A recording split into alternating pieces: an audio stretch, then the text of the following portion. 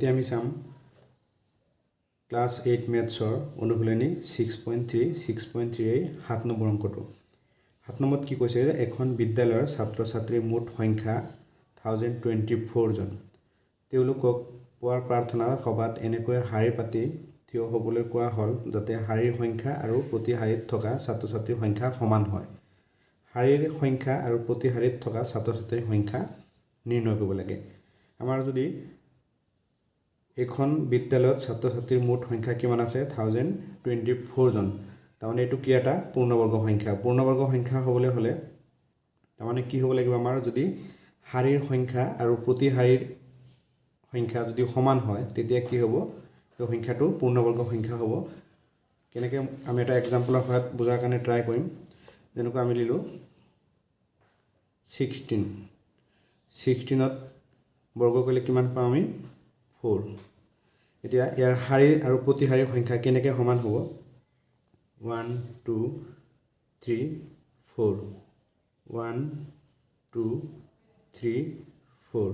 এফালে 1 2 3 4 1 2 3 4 তেছোৱা এফালেও 4 জন আছে এফালেও 4টা আছে তাৰমানে ইয়াত কি আছে শাৰীৰ সংখ্যা আৰু প্ৰতি শাৰীৰ সংখ্যা সমান আছে তাৰমানে শাৰীৰ সংখ্যা আৰু প্ৰতি শাৰীৰ সংখ্যা যদি সমান হয় তেতিয়া কি হ'ব সংখ্যাটো পূৰ্ণবৰ্গ হ'ব আৰু যদি শাৰীৰ সংখ্যা আৰু প্ৰতি শাৰীৰ সংখ্যা সমান নহয় তেতিয়া কি হ'ব সংখ্যাটো পূৰ্ণবৰ্গ সংখ্যা নহ'ব এটো আমি এনেকৈ কৰিম প্ৰথম আমি কি কৰিম 1024 ৰ বৰ্গমূল উলিয়াই লম 1024 ইয়াত 2 আছে এককৰ স্থানত 4 আছে 2 ৰে হৰণ যাব 2 যাব কিমান 5 1 2 আকৌ 2 ৰে যাব 2 যাব কিমান 2 ইয়াত কিমান হ'ব 11 2 যাব 5 1 থাকিব 12 12 ত 2 যাব কিমান 6 আকৌ 2 ৰে যাব 2 যাব কিমান 1 2 16 ত 2 যাব কিমান 8 আকৌ 2 ৰে যাব 2 যাব কিমান 6 4 আকৌ 2 ৰে যাব 2 যাব কিমান 3 2 আকৌ 2 ৰে যাব 2 যাব কিমান 1 6 আকৌ 2 ৰে যাব 2 যাব কিমান 8 2 4 2 2 ইয়াত 2 পালো কেইটা আমি 1 2 3 4 5 6 7 8 9 10 2 কেইটা পালো আমি 10টা আমি লিখিম এতেকে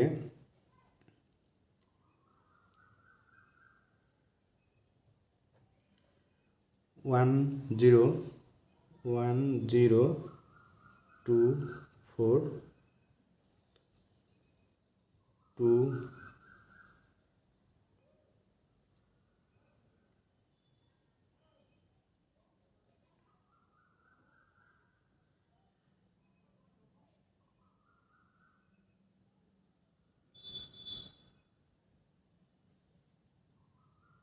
আমি 2 10টা পাইছো ইয়াত লিখিলো 1 2 3 4 5 6 7 8 9 10 এটা আমি কি কৰিম এটো বৰ্গ কৰিম এতেকে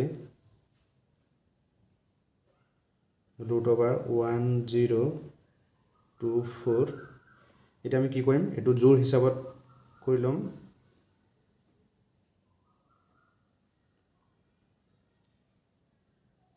এতিয়া প্ৰত্যেকটো জোড়ৰ পৰা এটা এটা সংখ্যা আমি নমাই আনিম এই জোড়ৰ পৰা 2 এটা নমাই আনিম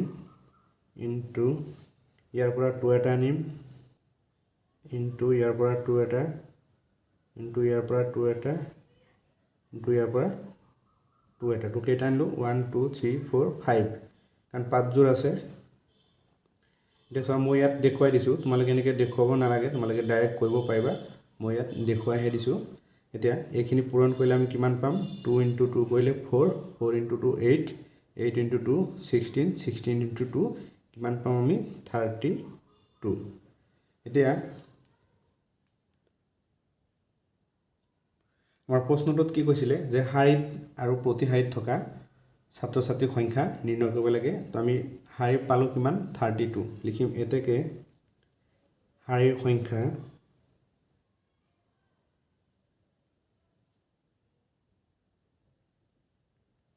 শাৰীৰ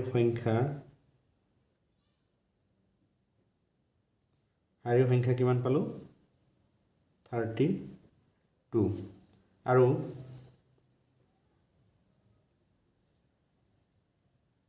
প্ৰতি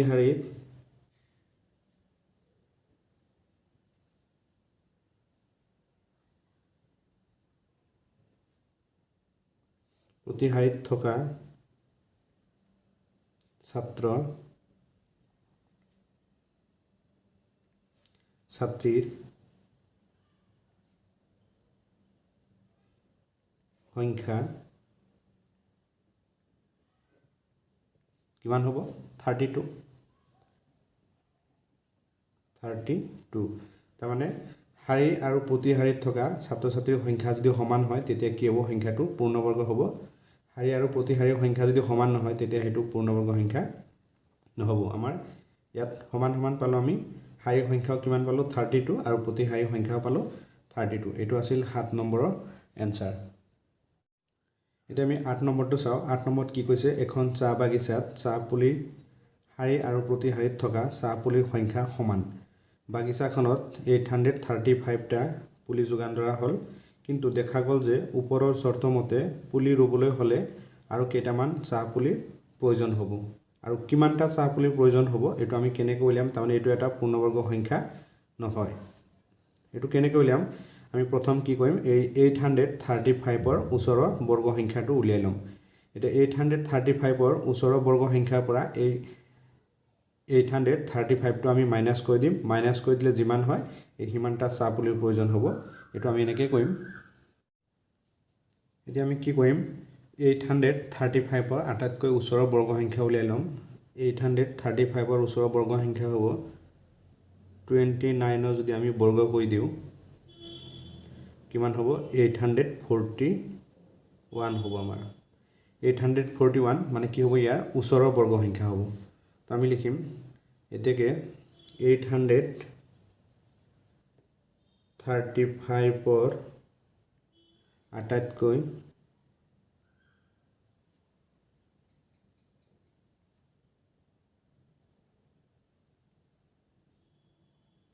আটাইতকৈ ওচৰত থকা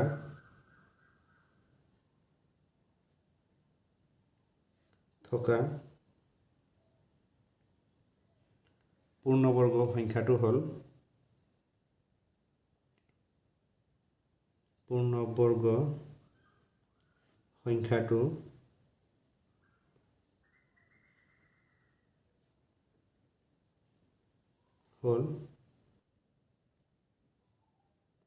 কিমান পালোঁ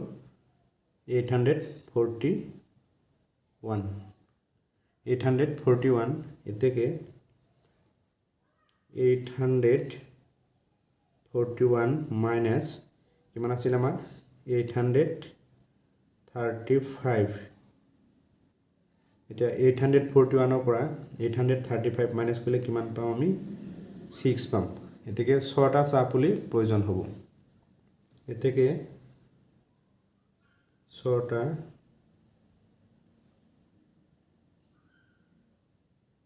চাহ পুলিৰ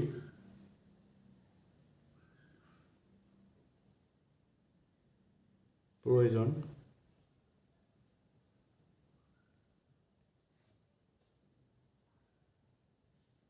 হ'ব